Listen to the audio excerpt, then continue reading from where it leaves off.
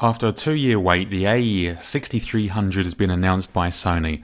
This is a little video to tell you whether you should or should not think about either upgrading or buying it. So, if you know anything about the world of Sony, you'll know that the A7 series is their full-framed mirrorless digital camera selection, and 6000, 5000 NEX is the world of the smaller form APS-C selection. If you're a pro, of course you want the A7, and if you're not a pro and you're a prosumer, amateur, hobbyist, you want the 6000, 5000 series. Really? Let's have a little listen to Gary and see what he thinks about the subject. Now I have the A99, the A77, the A7R, the A7, and I use those, for my professional use. The funny thing is that most, I'd say 95% of the time now, this is the only camera I use. And even for professional applications, and I'm going to show you a professional shoot that I did, and I used the A6000. So Gary, you've got every camera in the world. You can have every camera you want because you're the man, and yet you decide to use an A6000. Interesting. So, schoolboy error on my part, brought an A7, took it out the box, pretended that I was a professional photographer because I've clearly got this big, fat, full censored camera. Damn, it sucked. Oh, autofocus. Christ, might as well send a pigeon by the time that thing focused. So, dusted off me heels, bought the 6000, boom, now we're talking. This thing was on fire. So I reckon you should save your cash, and you have two choices. You get an A7R2 for around 3000, or you treat yourself to 6000 for around 500, or you go somewhere in the middle with a 6300 for around 1000.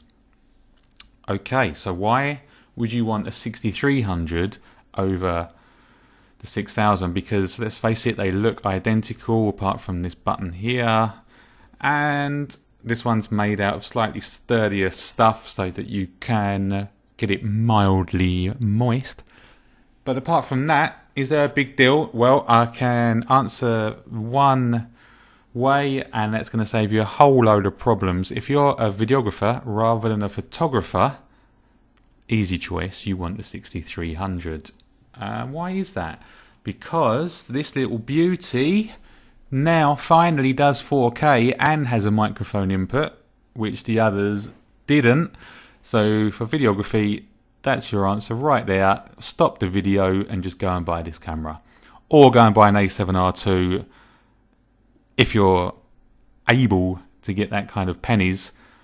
Or just buy this and stick $2,000 worth of glass on it. If you're not a videographer and you're a photographer, ask yourself this. Do you generally take pictures of portraits, trees, and all kind of things that stand still? Or are you taking pictures of very fast moving objects that require a hell of a lot of autofocus?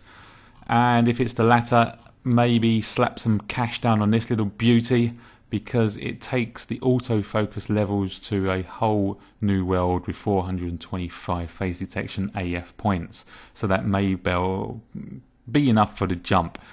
If, on the other hand, you're really not using autofocus in a continuous fashion all that often, I'd save your cash, get a 6000 and spend what you saved on new glass. For me, I'm a sucker, so I need to go for the 6300. Can't resist. If anything, I just have to play with that new button. But no, for me, it's all about the 4K, obviously. So I really do need to be taking that route, to be honest. And I've slapped the pre-order in, so keep an eye out, because it will be coming as soon as I get it in my hands. I'll be giving you a full review. I've got my 6000 review coming up shortly. I just need to play with it a little bit longer. But on the whole, it's getting a lot of haters.